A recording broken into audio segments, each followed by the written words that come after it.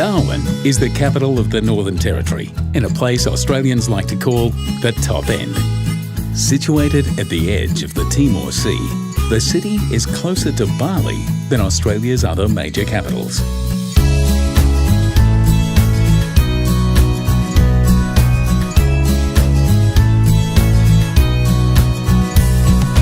Traditionally the home of the Larrakia people, Darwin was settled by Europeans in 1869. The city's isolation has meant that its population has always been low, and that's just the way the locals like it. Darwin is very much a gateway city. It's the gateway to wild outback adventures. It's the gateway to the Aboriginal Dreamtime. And it's the gateway to a relaxed state of mind that you can only appreciate once you're here. On Thursdays and Sundays, half the city gathers at the Mindil Beach markets. Here, the aromas of cuisines from all over the world mix together under the tropical sky, creating the perfect essence of today's multicultural Darwin.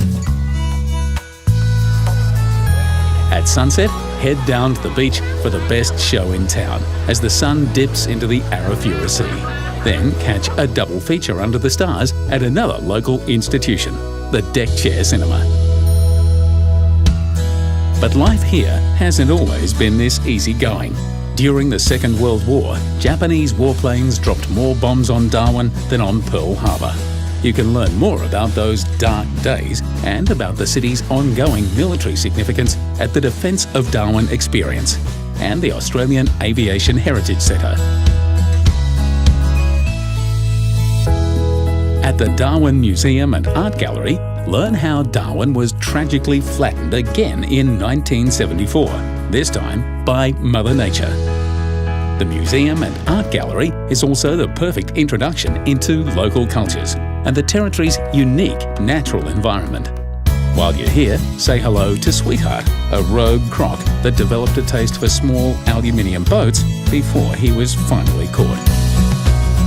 Sweetheart's much quieter these days, but you can still experience the awesome power of Australia's salt and freshwater crocs at Crocodilus Park. Just a 15-minute drive from Darwin, the park is home to over 1,000 crocs, from hatchlings to adults weighing over half a tonne.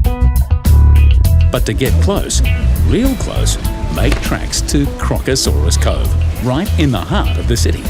Have a go at feeding the crocs, or better still, climb into the cage of death and be lowered into a tank with some of the largest captive salties on the planet.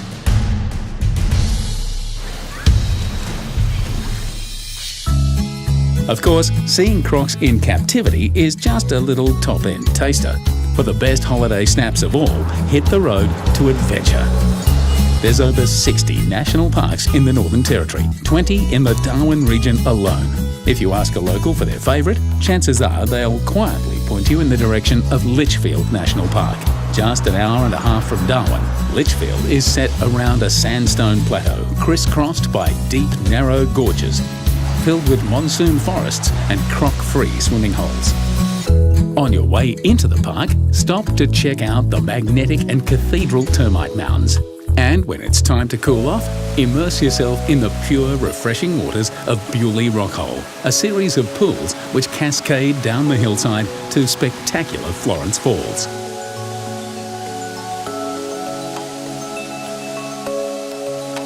A little further into the park are Tolma and Wangi Falls.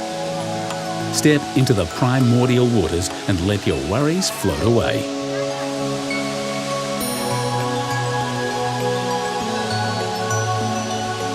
Then climb into the stone country above and let your spirit drift off into a land that time forgot. But if you want to step further back in time, into a place Australia's Aboriginal people know as the Dreamtime, head to Kakadu. Half the size of Switzerland and home to 1/3 of Australia's bird species and some of the world's oldest art galleries, Kakadu is more than a national park. It's a national treasure.